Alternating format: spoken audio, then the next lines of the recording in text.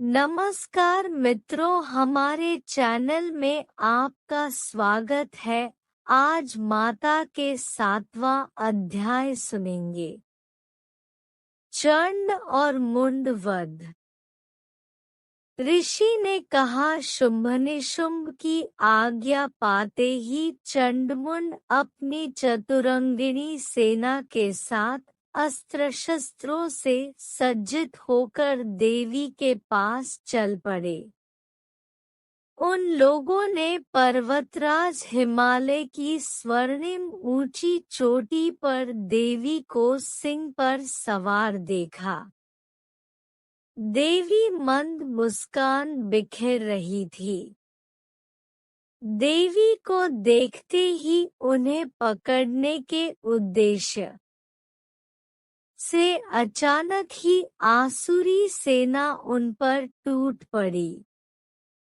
किसी ने अपना धनुष संभाला तो किसी ने म्यान से तलवार खींच ली, तो कुछ एक देवी के सामने आकर खड़े हो गए।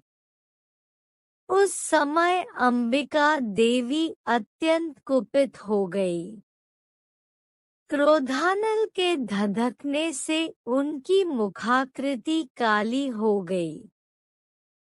उनकी भौहें तन गई तथा उस स्थान से विकराल काली का प्रादुर्भाव हुआ। उनके हाथ में तलवार तथा पाश था।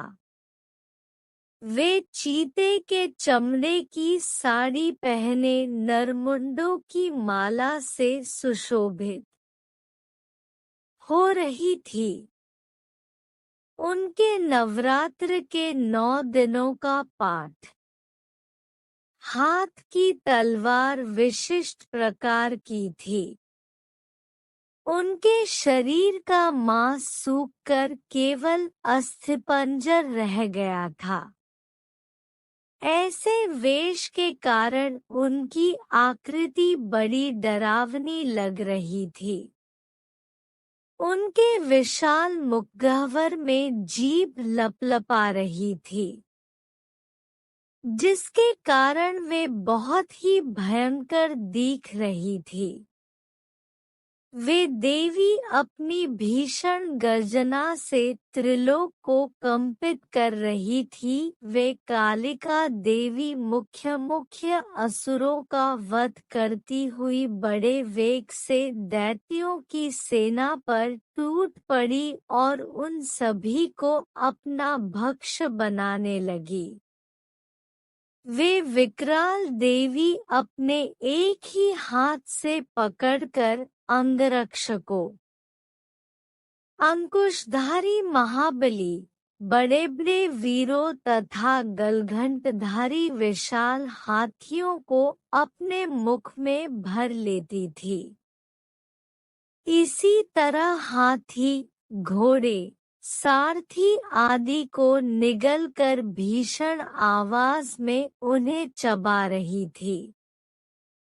किन्हीं किन्हीं राक्षसों के केश खींचकर, किन्हीं का गला मरोड़कर, किसी को पैरों तले रौंदकर एवं किसी को अपने वक्ष प्रहार से यमालय भेज देती थी।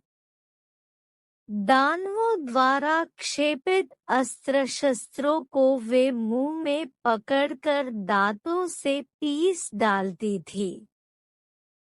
काली ने उन महाबली दैत्य समूहों को कुचल डाला।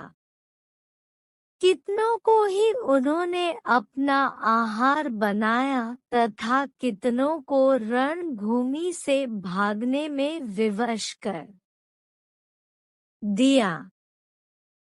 कोई तलवार की धार से चीर डाले गए, तो कोई खटवांग से मार डाले गए और कितने ही उनके नुकीले दांतों में पिस गए। नवरात्र के 9 दिनों का पाठ। इस प्रकार क्षण मात्र में ही देवी ने उस विशाल सेना का अंत कर डाला।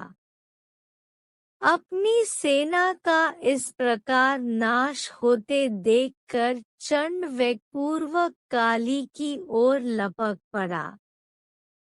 उसने अपने बाण बरसाकर तथा हजारों बार युक्त अपने चक्रों को चलाकर देवी को ढक दिया।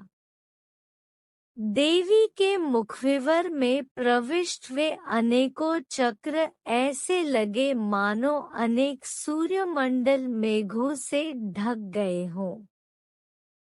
काली ने कुपित होकर भयंकर गर्जना के साथ अट्टहास किया। उनके मुख के अंदर अदृश्य सी रहने वाली दंत पंक्ति चमक के कारण बहुत ही उज्जवल दिखाई पड़ रही थी।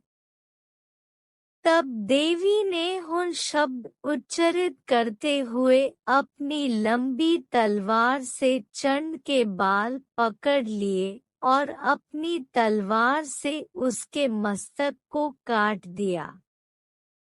चंड के मरते ही मुंड तेजी से देवी की ओर झपट पड़ा, परंतु देवी ने क्रुद्ध होकर अपनी तलवार से मुंड को भी मार गिराया।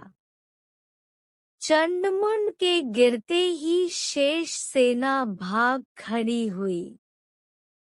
तब वी चंडमुंड के कटे सिर को हाथ में लेकर भगवती चंडिका के पास गई और विकट अट्टहासन नवरात्र के 9 दिनों का पाठ करके कहने लगी हैं, देवी, मैंने इस चंडमुंड नामक महापशु को तुम्हें भेंट किया है। अब तो शुंभनिशुंभ का वध तुम स्वयं ही करना।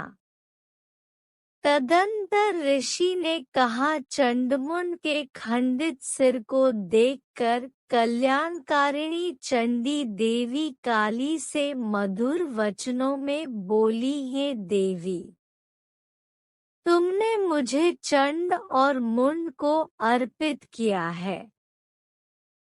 अब से विश्व में तुम्हारी ख्याति चामुंडा के नाम से होगी।